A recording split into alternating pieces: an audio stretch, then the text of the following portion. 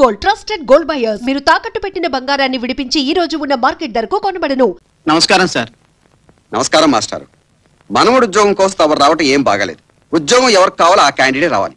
ఉద్యోగం నాకేనండి. మీకా? అయినా రిటైర్ అయ్యాక హాయిగా కృష్ణారామ అనుకోక ఈ వయసులో మీకు ఉద్యోగం ఎందుకని బాబాయ్ గారు? నాకు ఇంతవరకు ఉద్యోగం రాలేదు. నేను ఇంతవరకు 9,998 ఇంటర్వ్యూలకు వెళ్ళాను. ఉద్యోగం రాలేదు. మరి ఇంకే మరో 2 పూర్తి చేసేయండి. 10,000 పూర్తి అయ్యాక ఏకంగా గిన్నిస్ బుక్ లోకి ఎక్కేయచ్చు. వెళ్ళండి బాబాయ్ గారు. ఒరే ఆశయ, అయ్యా ఏమిటా ఇది? ఏంటి సార్? అంతా ఏజ్ రోహంకి వచ్చినట్లు 60 ఏళ్ళు పైబడ్డ వాళ్ళు వస్తున్నారు. కుర్రవాళ్ళని అమ్మాయిని అట్నుంచి పంపించేస్తున్నావా? ఎంత మాట సార్, మనకు మామూలుతో తప్ప మనుషులతో సంబంధం లేదండి. ఇప్పుడు ఫిగర్ను పంపిస్తాను చూడండి. నెక్స్ట్. ఆశయ, ముసలి వాళ్ళని పంపించదంటే పసిపిల్లల్ని పంపిస్తావా? కాదు సార్, వీడి పేరు బాబు. నేను వీడి బాబుని. ఒకసారి పట్టుకోండి, సర్టిఫికెట్ చూపిస్తాను. నా పేరు శ్రీరామకృష్ణమూర్తి. అందరూ నన్ను రామకృష్ణ అంటారు. ఆంధ్ర యూనివర్సిటీలో గోల్డ్ మెడలిస్ట్ ని, స్పోర్ట్స్ లో ఫస్ట్, క్యారెక్టర్ లో బెస్ట్. నా ఫైల్స్ అని పాడు చేశాడయ్యా. నీ సర్టిఫికేట్ తగలయ్యా. వాడేంటి సార్, నేను అంతే. పెద్దలంటే భయం, భక్తి. ముందు వీడిని తీసేయి.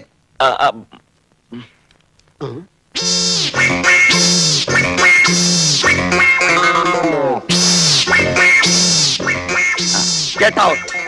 అది కాదు సార్, ఇప్పుడు I say get out. Okay. Important papers నాశనం అయిపోయాయి. మేము ఇన్కమ్ ట్యాక్స్ ఆఫీస్ నుంచి వస్తున్నాం.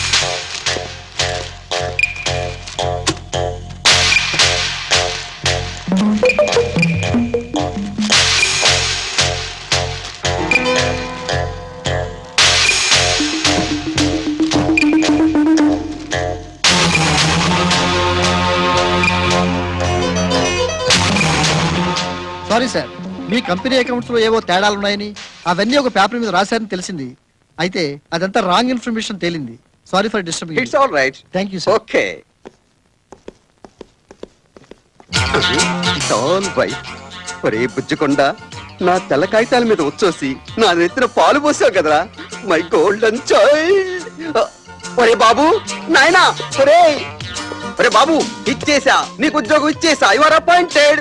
ఏంటి వీడికా? అవునయ్యా, గట్టిగా మాట్లాడితే వీడు బాబుకి, అంటే నీకు. ఓకే. సారీ సార్, ఇంత క్రితం ఆ వెధవ పోసిన ఉత్సవంలో మీ కాగితాలు పాడైపోయాయి. షటప్. వీడు కాగితాలు పాడు చేస్తేనే నా జీవితాన్ని బాగు చేశాడు. పైగా వీడి పోసిన వచ్చా మన పిచ్చి కాని ద్రావకం. అవును, నువ్వు కెమిస్ట్రీ చదువుకోలేదా? లేదు సార్, బీకాం చదివాను. అయితే నీకు తెలియదులే. నీలి నిట్మస్ తెల్లగా మార్చును, నా నల్ల దొంగ లెక్కల్ని తెల్లగా మార్చిన బంగారు కొండ. వీడు నా బంగారు కొండ, బంగారు కోడి పెట్ట. డా డా. చిట్టి సార్, ఇలా ఏం కావాలి సార్? నేను ఉండడానికి ఇల్లేదని చూడగలవా? మీకోసం ప్రాణాలను ఇస్తాను సార్. తాజ్ మహల్ నుంచి టాటా గుడ్స్ వరకు ఏ టైప్ అయినా సెటప్ చేస్తాను. అంత ఆశ లేదు, నేనొక్కడిని, నాకొక్కడు. అయితే ఓ లో బడ్జెట్ లో ట్రై చేస్తాను. మీరు పని చేయండి సార్, రేపు పొద్దున్నే పాండం గుడి పక్కన సందులోకి వచ్చేయండి. నేను అక్కడ వస్తాను, పని అయిపోతుంది. ఎన్ని గంటలకి? 9:30కి వచ్చేయండి. డన్. హాయ్.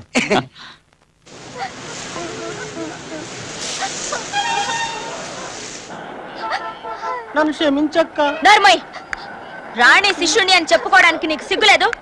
అరే, మన హీరో సుమన్ నటించిన బావా బావమరిది cinema first day first show చూద్దాం. కన్న తండ్రి జేబుకి కన్నం వేసి 100 రూపాయలు పట్టా అంటే ఒట్టి చేతులతో వస్తావా?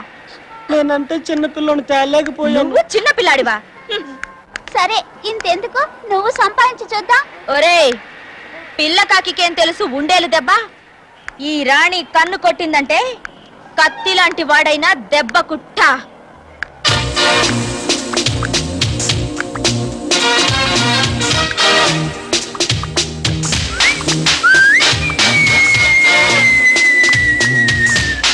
అక్క, ఎవడో కొత్త సల్ది.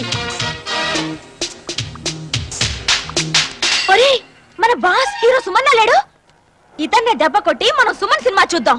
నేను చిత్త కొడుతూ ఉంటాను, చెవు తెగిన మేకల్లా అరవండి. అరవండి. ఆగండి, ఏంటమ్మా పసిపిల్లలు కొట్టి చంపేస్తావా? చచ్చిపోయినా బాగుండేది, వదిలిపోయేది. అదేంటమ్మా కన్న బిడ్డలు అంత మాటలంటావు? వీళ్ళు నా కన్న బిడ్డలా? నీ కంటికి నేనేమైనా ముసల్దాన్లా కనిపిస్తున్నారా? చచ్చా, అలా కాదు. అంతా అమ్మ అమ్మ అని ఏడుస్తుంటే చిత్త కొడుతుంటే అమ్మా అని ఏడవుతాయా? వాళ్ళు తల్లి తండ్రి లేని అనాథులు, నా తమ్ముళ్ళు. తమ్ముళ్ళ? మీ నాన్నగారు ఏం చేస్తుంటారు? మా నాన్న పిల్లల్ని కంటూ అప్పుడప్పుడు ఉద్యోగం చేస్తుండేవారు. ఉన్నట్టుండి గవర్నమెంట్ వాళ్ళు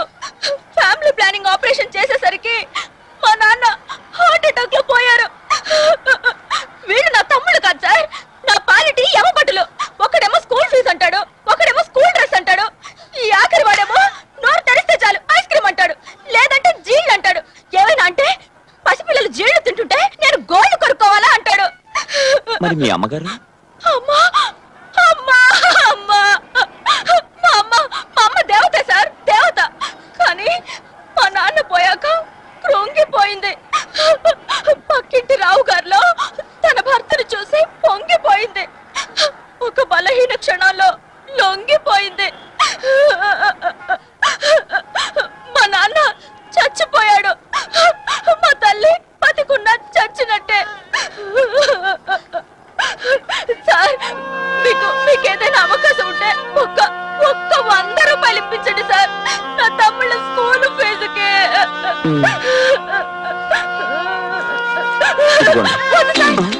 ఆ ముగ్గురికి ఇస్తే 3 ముక్కలు చేస్తారు. నేను నా చెస్ట్ బ్యాంక్ లో దాచుకుంటాను. Thank you sir. రండ్రా. Thank you sir. Ramakrishna garu, ఇక్కడ రండి.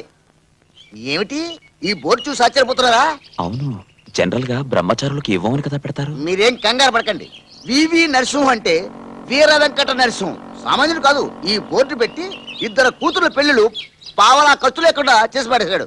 రండి. అదెలా? ఏముందండి, ఈయనకి 3 కూతుర్లండి. మొదటి బ్రహ్మచారి అద్దెకొచ్చి పెద్ద కూతురు లేపుకెళ్ళిపోయాడు.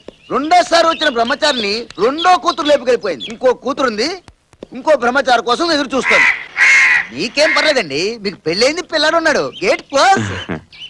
ఆయనే ఈ ఇంటి ఓనర్. ఎవరది? అద్దెంటి కోసమేనా? అవును సార్, మంచి అద్దెలు చూపించని మా సార్ అడిగితే తీసుకొచ్చాను. హాయ్, ఎంత బాగున్నాడో. ఇది పాప అని నాకు అర్థమైపోయింది సార్, కొంచెం పెద్ద సైజు ఉన్న మీ చిన్న అమ్మాయి. ఎవడో కుమ్మకర్లాడు కుర్రాడు వచ్చి లేవ తీసుకుపోతాడు. పళ్ళు రాలిపోతాయి. ఇది పాప అని నా భార్య, నా పెళ్ళం, నా కర్మపత్ని. నీ పేరేమిటి? రామకృష్ణ. నువ్వు భలేగున్నావు. నీ మీసాలైతే మరీను. పరాయి మొగాడి కనిపిస్తే చాలు దీనికి. పరాయి వాడిని పట్టుకుని నీ మీసాలు బాగున్నాయి, గడ్డాలు బాగున్నాయి అంటే ఒళ్ళు మండుకొస్తుంది. నేనేమైనా ఛాతి బాగుందన్నా? నేను అసలే వీర వెంకట నరసింహాన్ని. గర్జిస్తా, గాండ్రేస్తా. సర్లేండి, జుట్టు పొడుగ్గా ఉన్నంత మాత్రాన జూలైపోతుందా? పేరున్నంత మాత్రాన నరసింహం సింహం అయిపోతాడా? చూడండి, అందం అంటే అది. మీరున్నారు ఎందుకు? అలాగే కన్నావుగా 3 కూతుళ్ళని. నువ్వు లోపలికి తగలడు, నేను వాళ్ళకి ఇల్లు చూపించి వస్తా. నువ్వు దయచేయి నాయన. రండి. ఇప్పుడు మా తాతల కాలం నాటి ఇల్లు ఇది. పెట్టు జాగ్రత్త.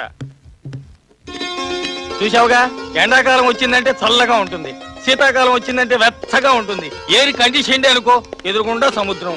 ఏం గాలి, ఏం గాలి. అవును, ఈ పిల్లాడెవరు? మా అబ్బాయి సార్. నీ పిల్లాడా?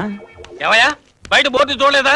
పెళ్లి అయిన వాళ్ళకి ఇవ్వనని చెప్పాను కదా. అబ్బా, అంత అన్యాయంగా మాట్లాడకండి. ఆయన నెల జీతం ఎంతో తెలుసా అండి? 3000. పైన చిల్లర ఎంత వస్తుందో తెలుసా అండి? 2000. ఆయన పాదం మంచిదండి, ఎక్కడ అడుగు పెడితే అక్కడ శుభకార్యం. అంత దాకా ఎందుకండి? మొదటి రోజు ఆఫీసులో అడుగు పెట్టాడండి, వాడికి ప్రమోషన్ వచ్చిందండి. 2వ రోజు ఆఫీసులో అడుగు పెట్టాడండి, అందరికి లోన్ శాంక్షన్ అయిపోయాయి. 3వ రోజు అడుగు పెట్టాడండి, మా హెడ్ క్లర్క్ పెద్ద అమ్మాయి పెద్ద మనిషి అయిందండి. మరి ఏమనుకున్నారు? అందుకే ఆ బచ్చాలను ఉంది బాను బప్పాస్. అయితే అద్దె 1000 రూపాయలు. ఏంటి అమ్మాయి ఇక్కడుంది? ఇంకెక్కడ ఉంటుంది? అది కాదండి, పాప అమ్మాయి తండ్రి పోయాడు, తల్లి ఎవరితోనో లేచిపోయింది. 3 తమ్ముళ్లతో నానా ఇబ్బంది పడుతుంటే నేనే 100 రూపాయలు ఇచ్చాను. నీకేమైనా సిగ్గు, లజ్జ, మంచి చెడ్డ ఉన్నాయా? ఏంటి అమ్మాయిని అలా చెప్తున్నారు? ఈ అమ్మాయి మీకు ముందే తెలుసా? 16 ఏళ్ల నుంచి తెలుసు. అది పుట్టి 16 ఏళ్ళు అయింది గనక నా కూతురయ్యా. ఏమిటా ఇది? చాలా అందంగా ఉంటే కాస్త అల్లరి చేశాను. అవంతా ఇచ్చేయి. అఘోరించావులే, క్షమించవయ్యా. ఏదో పసిపిల్ల, చిన్నతనం. ఆ 100 అడ్వాన్స్ కింద ఉంచేసుకుంటున్నా. ఎప్పుడు దిగుతున్నట్టు? దిగిపోయినట్టే. ఇల్లు నాకు నచ్చింది. చాలా సంతోషం. పోతే అసలు విషయం మర్చిపోయాను. నోనో, మా ఆవిడ ఉందిగా, చాలు. బాత్రూమ్ ఒక్కటే ఉంది, అది కింద ఉంది. చెంబు పట్టుకుని రోడ్డు మీద పడకుండా ఒక్కటైనా ఉంది. సంతోషపడండి. రండి చెప్తాను, ఇంకేం ఆలోచించదు.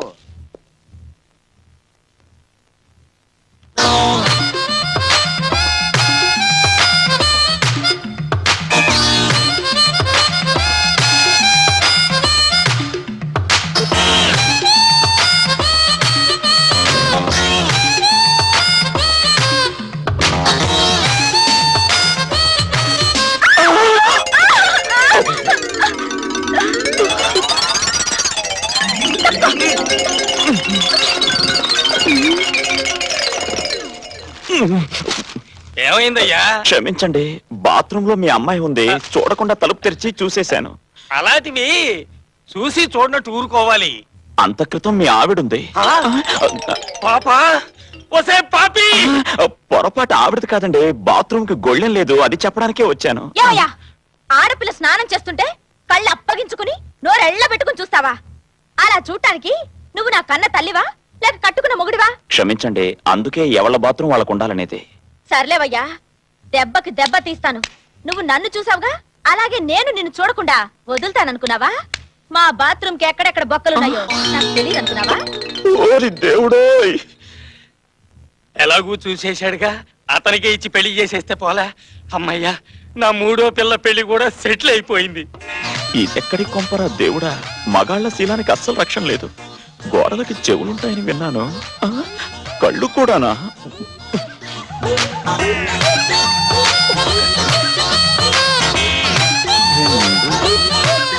అన్ని బొక్కలు కప్పాను, ఇంకేమైనా మిగిలుంటే వాళ్ళ అదృష్టం, మన దురదృష్టం.